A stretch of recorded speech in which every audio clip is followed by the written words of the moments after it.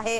5 दिन पहले ही प्रोपेल्जन मॉड्यूल से लैंडर अलग हो चुका है। वहीं कल शाम 6:04 का इंतजार है जब लैंडर की सॉफ्ट लैंडिंग होने वाली है, जिसको लेकर भी लगातार इसे मॉनिटर किया जा रहा है। और इस बीच चंद्रयान 3 की सेफ लैंडिंग के लिए देश भर में किस तरीके से हवन पूजन हो रहा है वो तस्वीर भी आपके सामने।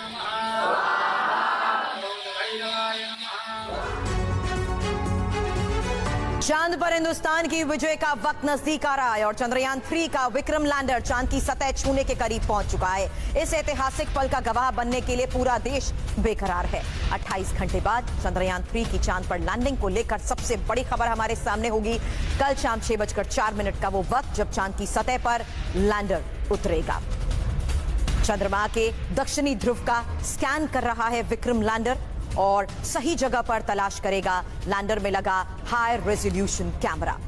Lander hazard detection and avoidance कैमरे की मदद के जरिए ही इस पूरे मिशन में आगे बढ़ रहा है। 14 जुलाई को लॉन्च हुआ था चंद्रयान 3, लेकिन आज की ये सबसे बड़ी खबर और ताजा तस्वीरें भी आपको TV9 भारतवर्ष दिखा रहा है, जहां ये साफ हो चुका है कि सब कुछ तय समय के मुताबिक ही किया जा रहा है। क्योंकि कल शाम 6:04 का इंतजार है, उससे पहले आपको हम एनिमेशन के जरिए भी दिखा देते हैं किस तरीके से विक्रम लैंडर चांद से 30 किलोमीटर की ऊंचाई से चांद की सतह पर लैंड करेगा। TV9 भारतवर्ष इन्हीं ग्राफिक्स के जरिए, इन्हीं एनिमेशंस के जरिए आपको बता रहा है हर उस गतिविधि के बारे में जिसके जरिए ये पूरा मिशन आगे बढ़ रहा है। 10 फेजेस में ये मिशन है, जहां प्री लैंडिंग और लैंडिंग को लेकर, यानी मानिए कि ये मिशन एनिमेशन के जरिए आपको बता रहे हैं कि किस तरीके से विक्रम लैंडर इसके बिल्कुल नजदीक पहुंच चुका है और लैंडर और रोवर की इसी मूवमेंट को मॉनिटर किया जा रहा है। इसीलिए मैंने कहा कि ये मिशन जिस तरीके से अलग अलग फेजेस में चल रहा है, उसमें ये प्री लैंडिंग और लैंडिंग का टाइम सबसे ज्यादा इंपॉर्टेंट है, जहां लगातार मॉनिटर किया जा रहा है विक्रम लैंडर और रोवर को। और इसी तरीके से मूवमेंट करते हुए ये देखिए, इसी तरीके से बिल्कुल चांद के नजदीक एनिमेशन के जरिए हम आपको बता रहे हैं कैसे चांद के बिल्कुल नजदीक पहुंच रहे हैं विक्रम लैंडर और 30 किलोमीटर की ये दूरी बस अब तय होने वाली है आने वाले वक्त में। और जैसे ही ये दूरी कम होगी, इसी तरीके से विक्रम लैंडर लैंड करेगा, जो कि अभी वर्टिकली जरूर है लेकिन हॉरिजॉन्टल होते हुए ये अपनी मूवमेंट को, अपने उस स्पॉट को तय करते हुए चांद पर लैंड करेगा। और उसके बाद लैंड करते ही विक्रम लैंडर से ये रोवर बाहर आएगा और इस रोवर के जरिए हम ये साफ देख पाएंगे कि किस तरीके से इस मिशन में भारत कामयाब होते हुए चांद पर फतेह कर रहा है। और चंद्रयान 3 का ये मिशन इसी तरीके से फेजेस के जरिए आगे बढ़ते हुए फिलहाल बताया जा रहा है कि तय समय के मुताबिक ही लैंडिंग का ये काउंटडाउन शुरू हो चुका है, जहां विक्रम लैंडर बिल्कुल 30 किलोमीटर की इस दूरी को आने वाले वक्त में पूरा करते हुए हॉरिजॉन्टली लैंड करते हुए चांद पर मौजूद होगा।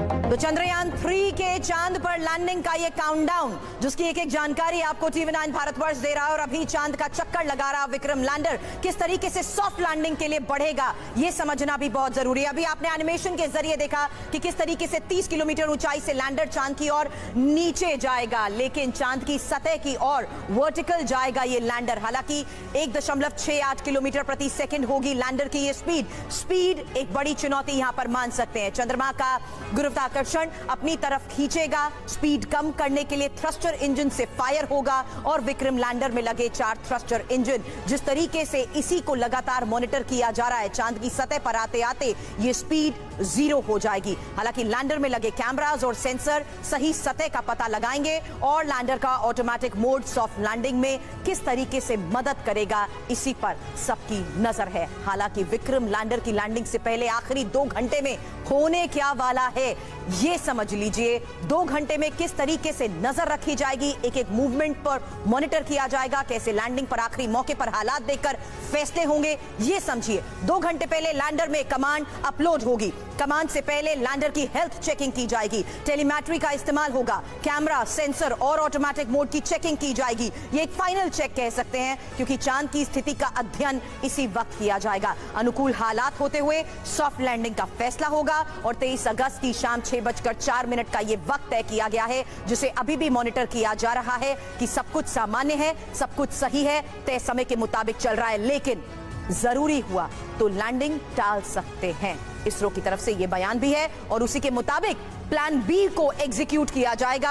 और ऐसे में माना यह जा रहा है 27 अगस्त वो तारीख होगी जब लैंडिंग को लेकर फैसला लिया जा सकता है। लेकिन चंद्रयान 3 की सॉफ्ट लैंडिंग के बाद विक्रम लैंडर के बाहर आने वाला प्रज्ञान रोवर चांद पर करेगा क्या, इस पर भी सबकी नजर है। आगे इंफॉर्मेशन इसी बारे में आपके सामने होगी, क्योंकि अभी फिलहाल एक बार फिर से बता दे, ये साफ तौर पर कहा जा रहा है कि हर गतिविधि को मॉनिटर किया जा रहा है और सब कुछ अभी संभावित समय के मुताबिक ही चल रहा है। लेकिन चांद पर एक लूनर डे तक रहेगा ये रोवर, ये समझ लीजिए। ये टाइमिंग बहुत इंपॉर्टेंट है। अध्ययन के मुताबिक कई बड़े फैसले लिए गए हैं और ये समझते हुए कि किस तरीके से यहां पर लैंडिंग को लेते हुए कई चुनौतियां भी आने वाले वक्त में सामने हो सकती हैं, जिसको देखते हुए कई बड़े फैसले लिए जाएंगे। लेकिन इस बीच ये 10 चुनौतियां, क्योंकि अंतिम 10 मिनट में जो 10 चुनौतियां होंगी वो समझिए, जहां सबसे पहले ये समझना और जानना बहुत जरूरी है कि किस तरीके से लैंडिंग की एक मुफीद जगह को एक स्पॉट के तौर पर खोजा जाएगा। दूसरी चुनौती होगी सॉफ्ट लैंडिंग के दौरान बैलेंस बनाने की,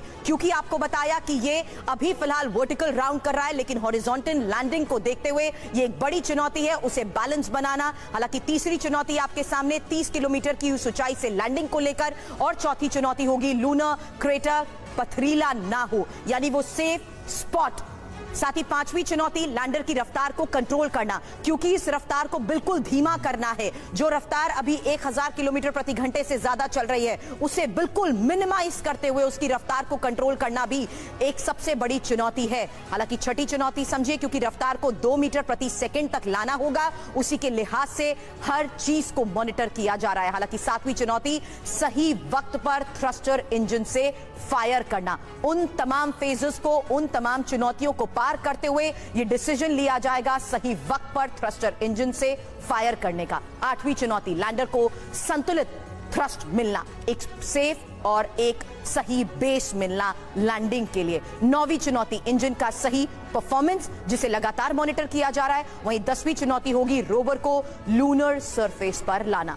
तो ये आखिरी 10 मिनट, अंतिम 10 मिनट में जिस तरीके से ये पूरी प्रक्रिया चलेगी, उसमें किस तरीके की चुनौतियां होंगी ये हमने आपको बताई। लेकिन इस बीच इसरो के अहमदाबाद स्पेस एप्लीकेशन सेंटर के वैज्ञानिक क्या कह रहे हैं वो सुनिए। उनके मुताबिक सब कुछ तय प्लान के मुताबिक ही हो रहा है और लैंडिंग के 2 घंटे पहले हालात देखकर ही बड़े फैसले लिए जाएंगे। 30 किलोमीटर की एल्टीट्यूड या हाइट से लैंडर नीचे की ओर चंद्र की सतह पर जाने का प्रयास करेगा 23 अगस्त को, और उसके 2 घंटे पहले हम पूरे जो कमांड है वो यहाँ से जो हमारा बाइलालू अर्थ स्टेशन है वहाँ से अपलोड कर देंगे लैंडर मॉड्यूल के अंदर। और उसके बाद जो लैंडर मॉड्यूल की हेल्थ चेकिंग, टेलीमेट्री और चंद्र में जो स्थिति है उसको सबको ध्यान में रखते हुए लगभग 2 घंटे पहले हम ये निर्णय लेंगे कि उस दिन चंद्र पे उतराण करना ठीक रहेगा कि नहीं रहेगा। तो अगर मेरे ख्याल से कोई और मुश्किल तो आने वाली है नहीं, और हम पूर्णतया 23 अगस्त को ही चंद्र पे उतरने का प्रयास करेंगे। बट अगर कोई हमको ऐसा आपत्तिजनक लगता है तो हम लैंडिंग को पोस्टपोन करके 27 अगस्त को करेंगे।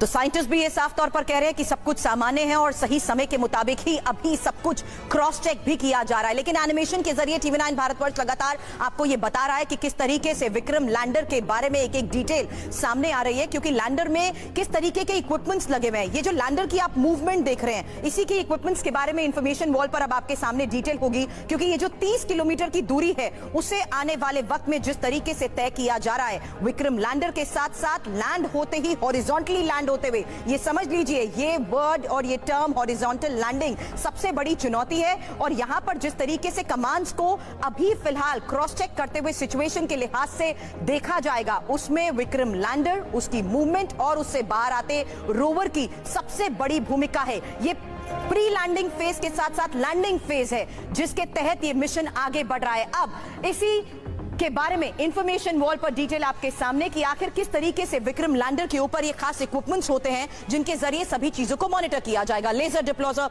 वेलोसिमीटर, LRA, स्टार सेंसर्स और साथ ही laser altimeter, liquid engine, lander leg और साथ ही पेलोड्स के साथ साथ LHDAC ये कैमरा, ये महत्वपूर्ण कैमरा है जिसके जरिए ये सारी मूवमेंट्स नजर बनाए हुए हैं। और ये जो आप स्पॉट्स उसकी लेग देख रहे हैं ना, ये सबसे ज्यादा इंपॉर्टेंट हो जाती है क्योंकि जिस तरीके से अभी आपने एनिमेशन में देखा कि ये गोल इसके आसपास चक्कर लगा रहा है, लेकिन उस वक्त इसकी पोजीशन होगी हॉरिजॉन्टल, और हॉरिजॉन्टल पोजीशनिंग में ये सरफेस बहुत ज्यादा इंपॉर्टेंट हो जाता है क्योंकि यहां पर जिस तरीके से कह सकते हैं कि एक उबड़ खाबड़ सरफेस है, ये एक आम चलन में जिस तरीके से हम भाषा में प्रयोग करते हैं उस सरफेस का, उसको देखते हुए इसकी लेग्स और उसकी मूवमेंट और उसका बेस बहुत इंपॉर्टेंट हो जाता है, ये देखते हुए कि किस तरीके से इसकी लैंडिंग होने वाली है। हालांकि विक्रम लैंडर के साथ साथ रोवर के बारे में भी उसकी टेक्निकलिटीज और डिटेल्स भी आपके सामने, क्योंकि ये जानना और बहुत जरूरी है कि किस तरीके से विक्रम लैंडर के साथ साथ प्रज्ञान रोवर के बारे में भी डिटेल्स हमारे पास है, ये समझते हुए कि ये उपकरण आखिर कैसे काम करते हैं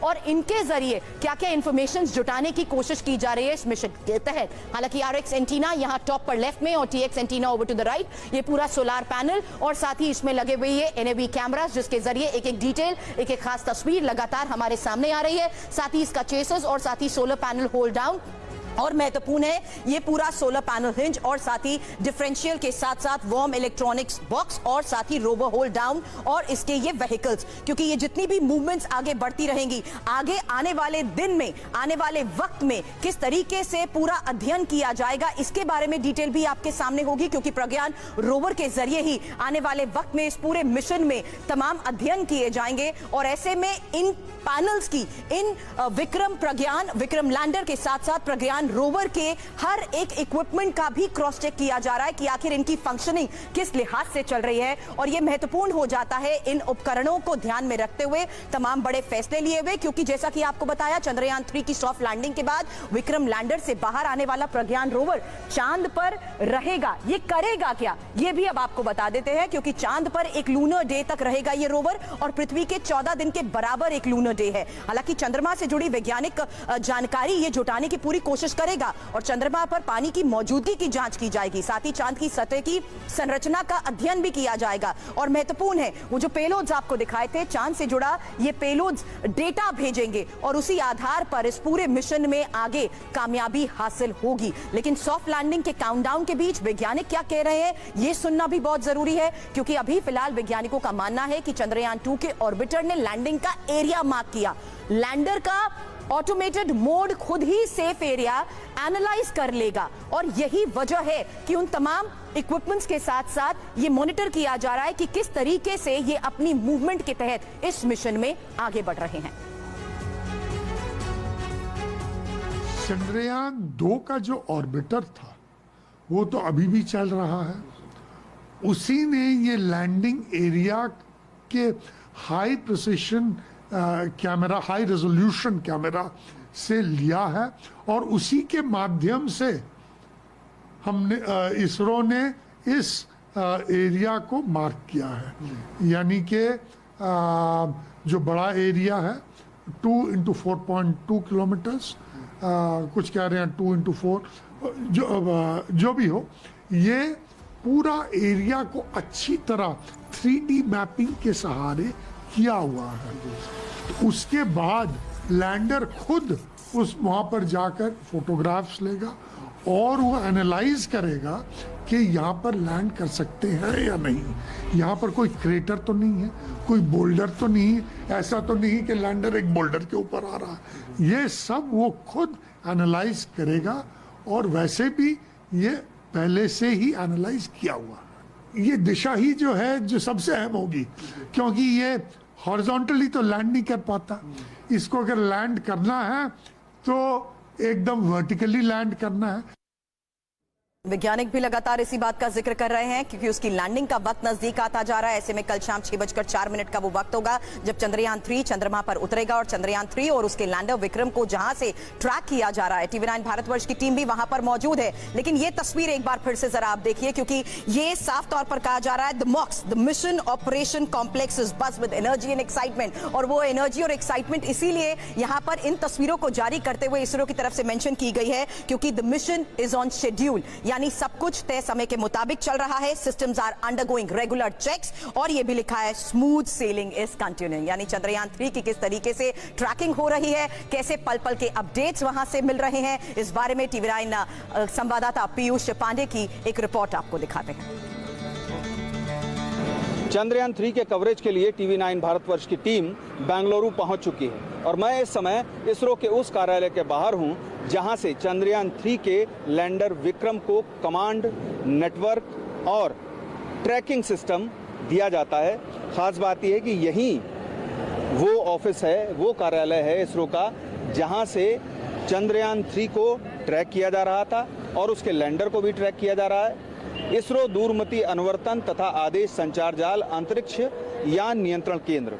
सबसे अहम बात यह है कि 23 अगस्त को शाम को 6:04 पर चंद्रयान 3 का लैंडर विक्रम चंद्रमा की सतह को छुएगा और उसके बाद उससे रोवर बाहर आएगा। ये रोवर चंद्रमा के एक दिन यानी कि पृथ्वी के 14 दिन के बराबर वहां पर खोज करेगा। वहां ठोस रूप में पानी मौजूद है और या फिर चंद्रमा की धरती की जो सतह है वो किस तरह की है, इस तरह की खोज करके वो डेटा इसरो को इसी कार्यालय बेंगलुरु में भेजेगा। और सबसे अहम बात यह है कि बेंगलुरु में इसरो के 4 मुख्य कार्यालय स्थित हैं। इसके अलावा लॉन्च पैड आप जानते ही हैं कि श्रीहरिकोटा में मौजूद है। इसरो अब तक इस मामले में पूरी सफलता हासिल कर चुका है। चूंकि चंद्रयान 3 का जो लैंडर है उसकी सेकंड जो डीबूस्टिंग थी वो पूरी तरह से सफल रही है। अभी चंद्रयान 3 रिवॉल्विंग मोड पर है और काउंटडाउन शुरू हो चुका है और मैं आपको हर एक ताज़ा जानकारी इसरो के कार्यालय के बाहर और भीतर से देता रहूंगा। पीयूष पांडे, TV9 भारतवर्ष, बेंगलुरु।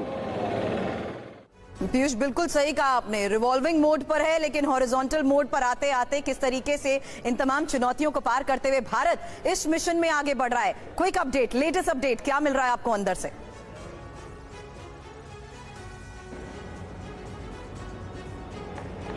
जी बिल्कुल सर, अभी देखिए मैं अभी भी इसरो के कार्यालय के जो स्ट्रैक कार्यालय है वहां के बाहर हूं। यहीं से सारे ट्रैकिंग सिस्टम और सारे कमांड भेजे जाते हैं जो चंद्रयान 3 के लैंडर विक्रम को भेजे जा रहे हैं। हालांकि अभी यहाँ पर सुरक्षा व्यवस्था की वजह से गेट के सामने और गेट के अंदर जो एंट्रेंस है वो रोका गया है।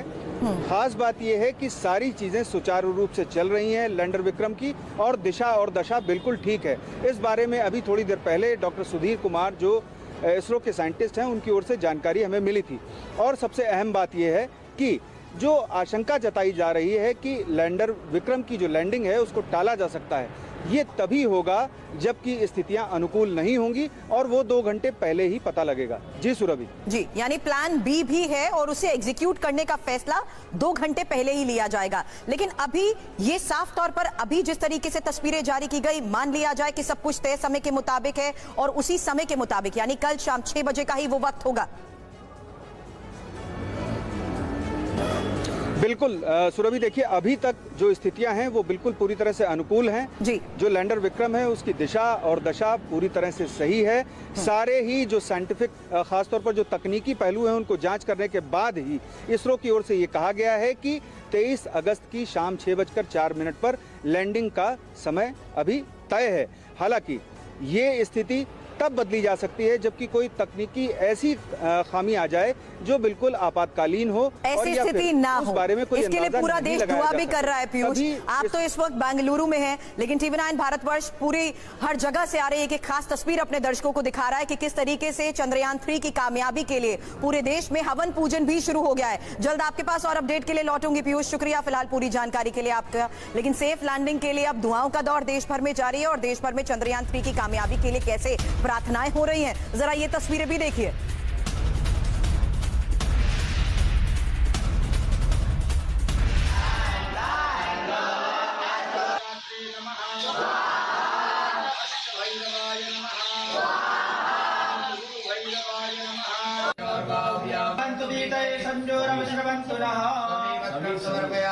चार तस्वीरें एक साथ आपके सामने हैं। मुंबई, भोपाल, प्रयागराज, वाराणसी शहरों में लोग वैज्ञानिकों के अथक परिश्रम और चांद पर तिरंगा लहराने की दुआ करते हुए नजर आए। और इसी तरह मुंबई में भी हवन पूजन किया जा रहा है। भारत माता की जय के नारे के बीच चंद्रयान की सफलता के लिए लोग कैसे दुआएं मांग रहे हैं, राजीव सिंह की ये रिपोर्ट देखिए। चंद्रयान 3 की सफलता के लिए यूं तो पूरे देश में कामना की जा रही है, लेकिन मुंबई के मलाड इलाके में यहाँ पर किस तरह से पूजा पाठ किया जा रहा है, हवन किया जा रहा है। तस्वीरें आप देख सकते हैं किस तरह से साधु संत और तमाम लोग जो हैं यहाँ पर मुंबई के मलाड इलाके में एक मंदिर के अंदर ये पूजा पाठ किया जा रहा है, मंत्रोच्चार किया जा रहा है, क्योंकि तमाम देशवासी ये कामना कर रहे हैं कि चंद्रयान 3 जो है पूरी तरह से सफल हो और देश नई ऊंचाइयों पर जाए। हमारे साथ में यहाँ पर वो पंडित जी भी हैं जो कि मंत्रोच्चार कर रहे हैं, उनसे बात करेंगे। पंडित जी, किस तरह का मंत्र पढ़ा जा रहा है चंद्रयान 3 की सफलता के लिए? वो कौन से मंत्र है जो चंद्रयान 3 को सफल बनाएंगे? जी नमस्कार। ये आज जो याग का प्रयोजन किया गया है, इस याग में प्रधान देवता है श्री शिव जी और चंद्रमा देवता। हम लोग इस मंदिर में जो शिव जी है उनका नाम ही चंद्रमौलेश्वर महादेव है। जिन नाम में चंद्रमा की भी विराजमान है और मौलेश्वर शिव जी भी विराजमान है। और हम लोग इस कोशिश में लगे हुए हैं कि आज हमारे देश के वैज्ञानिकों ने काफी प्रयत्न कर